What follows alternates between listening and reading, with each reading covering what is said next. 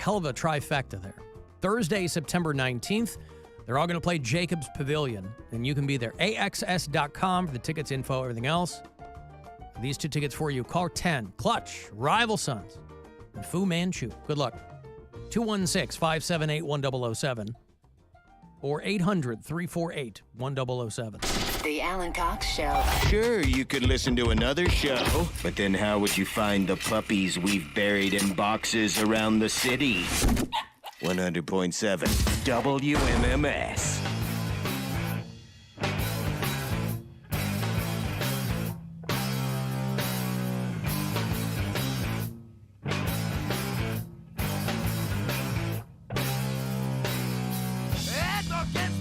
Judgments, I went walking out that door. I smiled at one person, then I nodded 2, 3 more. One man asked me for $1. I asked him what it's for. He said, I have seen them. I said, okay, it's yours. And that's featured on the MTV. The local high school lets out and the town becomes anarchy. Bodies are crashed, skin marks are measured. The stories in the paper, you may read it at your leisure. Get up!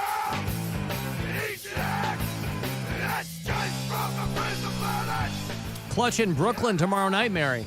Whoa. Should go see him. No. You just shot me down. I actually think I might have a show. I have to check. All right. Well, that's the closest they'll get to you. They are doing Riot Fest in Chicago. That's fun. They're doing, they're doing a big long tour. But I will have more tickets for you the remainder of this week for the show here. I will have details for you very soon, too, on this season's Cox Out pre-games. Doing those again for the Brown season. For when they're away. Did it for home games for a long time. And switched it up so I could kind of get out. We were downtown for a long time. So we're going to go out to hang out with the people who are not coming downtown. So the first one is going to be the 15th, week from Sunday. I think it's at the Parma Tavern. We'll kind of be making the rounds, but I'll have more information for you. But it's with Bud Light. We're going to be doing football face-off tournaments, and it'll be a good time. So for people who have asked me, are you doing Cox Out this Brown season? The answer is unequivocally yes. So the 15th will be that first one coming up, and I will have full details for you very, very soon. But I love going out, hanging out with you guys, having a couple of pops. I think some of them are going to be at the Lakewood Truck Park. Oh. That'd be fun. Kind of a little bit. Maybe I'll pop by with Whoopsie. There you go. A little bit off the beaten path for where we normally go. Guardians play tonight, 3rd of 3 in Kansas City, playing the Royals. I've already beat them twice. That's good. So going for the sweep tonight. 7:40 is your first pitch on MMS. Guardians live, pregame at 7:10. And then they'll head out and play the Dodgers after that. Sorry. Dodgers are a very good baseball team too, boy. Yep. They're great. So all that here on WMMS. Speaking of food trucks, I was reading about, there's a lot of confusion. It's one of those things where be careful what you ask for because things are never as simple as they might seem. To wit, the legalization of recreational marijuana in the state of Ohio. The people who didn't want it in the first place have still tried to throw a lot of roadblocks in the way or make things prohibitively difficult. And there were a couple of, the idea behind this I think is great. I just didn't realize you get in trouble for it, and I don't think they did either. That you can't have food trucks outside the dispensary. You get fined. It's a violation. Why? So around the state, because I think that their states are like, okay, people want recreational pot, but there's going to be 4,000 things you can't do along the way. And again, there might be a good reason for it. I don't know. But just on its face, it seems like a pretty smart idea to have your food truck outside a dispensary. You know, you hear these like kicker stories around the country, states that legalized it before we did, where like a couple of girls that have they'd put their Girl Scout cookie table outside a dispensary and they'd invariably get into trouble, but not before they sold a shrimp load of cookies. One dispensary in Ohio offering free treats from an ice cream truck. I think it probably has more to do with advertising. You can't advertise that your food truck is going to be at a dispensary. 5 marijuana companies in the state of Ohio have each agreed to pay about $13,000 in fines. So it sounds like it has to do with advertising. You can't go online and go, hey, we're going to be set up outside the apothecary, whatever the hell they call it. Akron, Canton, Cleveland, Columbus, and Wickliffe all scooped up in this.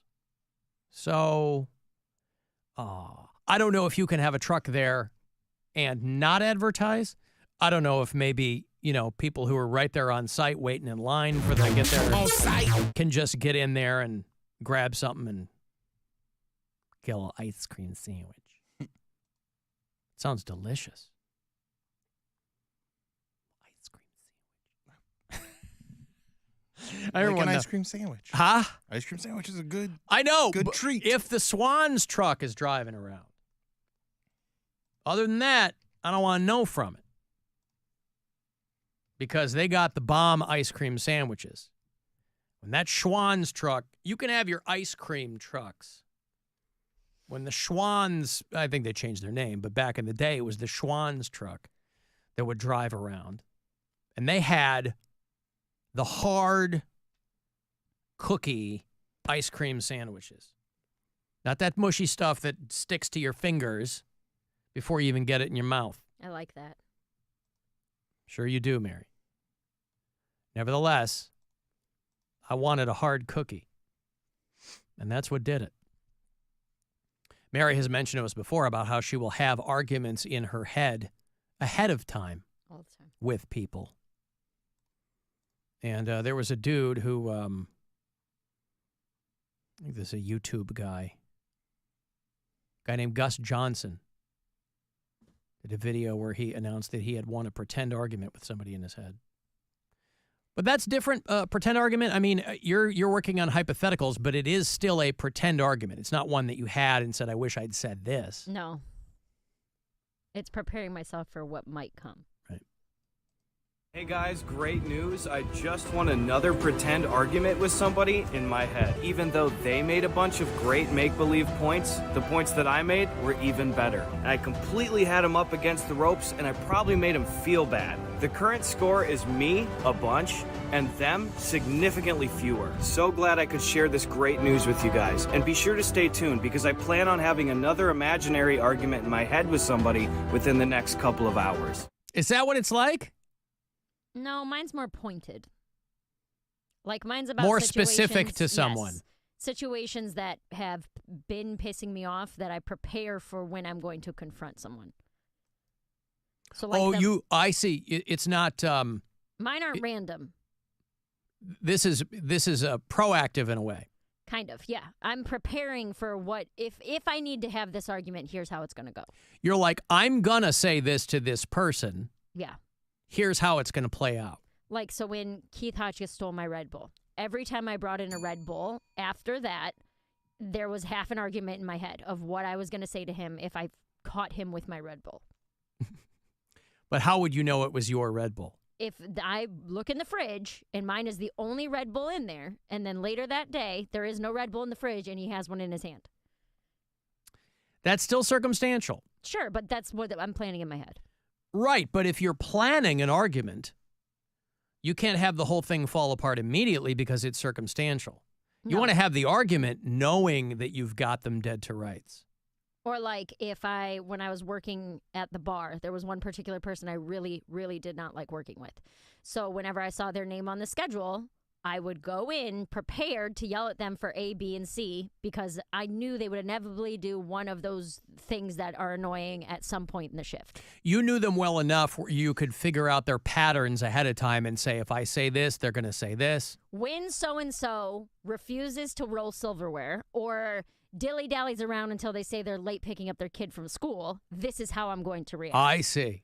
Because it has They're happened in the they're trying to past. short shrift on their side work. Yes, because it's happened in the past multiple times, and now I'm ready to confront them. So let me plan this argument about how I'm going to confront them. How often did it work? It almost never happens, but just in case it needs to. I know No, what but I'm I gonna thought say. you said these were predicated on you saying, I'm going to confront this person. Yeah. And if I did, I would say my thing and then whatever. But it's not If like you did. I was. If I decided to start a problem. So that was a game day decision. Yes. It wasn't in like the you moment walked choice. in with a full head of steam. No, I walked in with a full head of steam every single time I saw them. But it was how much am I willing to put up with before I say something? Do I want to cause? This is also before you would actually speak your mind on stuff too, right? Well, give us an example of when it did happen. Well, employee A didn't want to roll his silverware ever. Yeah. And so I would always say something snippy where I'd be like, okay, you're cut. Go roll your silverware and do your side work. Wait, And then you they'd were a come back. manager. I wasn't a manager, but if I was like a stay-through bartender, you usually get to decide when the other person goes home. Okay. Based on, you check with the manager, hey, can I send so-and-so home? Yeah, no problem, whatever. And then if they didn't come back with their silverware roll, they're like, hey, I'm running out of time. I'd have to be like, I don't care. This is your job. I'm not doing it for you. And they'd be like, well, I got to do this. I'm like, well, you've been dicking around eating fries. So figure it out and roll your crap. And then they'd inevitably get mad at me. And I'd be like, I don't care. It's your responsibility. It never rose to the level of like a actual fight. No, but I it was understand. more or less preparing myself to stand up for myself. It was a consistent annoyance. Yes. Those are the fights I plan. I guess my thought is most people in that situation know exactly what they're doing. So while it may be annoying to you, saying something is not going to change their behavior. But I'm also not letting you leave. And if you do leave, then I'm going to tell the manager and you're going to get written up for not doing your side work. I see. I'm not going to let it go anymore. Gotcha. 90% of my They're fights taking are, advantage of you not saying something. Right. Yep. And that's usually when I start to plan the fights. I don't say something. I'm like, if this happens again, here's what I'm going to say. Is it 3 strikes and you're out, or is it not that specific? Your level of follow-up questions are insane. It's never... You should have been planning for these. Well, yeah, you couldn't see my conversation coming. She didn't No. prepare for this. No, it's never like what I want to say is really all that's planned out. If I actually even say that thing or if it goes a different way or whatever, that's all game time stuff. It's not like this person is allowed to not roll silverware twice and then on the third time I'm going to say something. It's never like that. Did it ever back? There is not that much logic in this. Did it ever backfire? All I'm saying is, for somebody who seemingly expends so much mental energy on it, you think you'd really have it all laid out. Did it ever backfire on you when you did it and you're like, damn it, I didn't prepare for that response? No. I'm much quicker than most of the people I fight with. I see. Well, then you had to do not that much preparation. Sounds like you over-prepared. No, it's just like, I can't really describe it to you. You just kind of think about what you want to say. Mm-hmm. And then if the time comes up and you feel ready to say it, then you say it. Gotcha. You feel prepared. Jerk store. Well, the jerk store called and they're out of you. Mike in Parma says that Mary has to write a book like OJ, but call it If They Do It. Yeah. Yeah, that works. Jesse the Schwann's man texted me. Ice cream sandwiches are still great, but we are now called Yellow. Yelloh. Is that like hello backwards with hell? I don't know what that is. Yellow. Weird. All right. Like the, so they didn't have an H.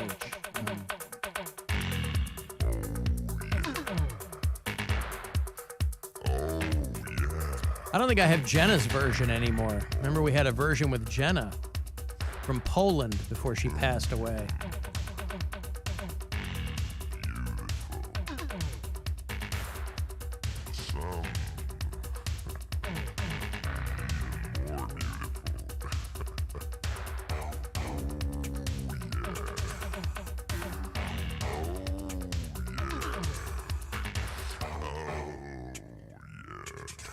Nah, I don't have Jenna's anymore. That's a real bummer. Okay, thank you, Jesse. I appreciate it. How about that Katy Perry, boy? What's going on with her? She's pretty foxy. I mean, I know that, but like, why is she in the news? Why are we bringing her up? She did one of these podcasts, and she said that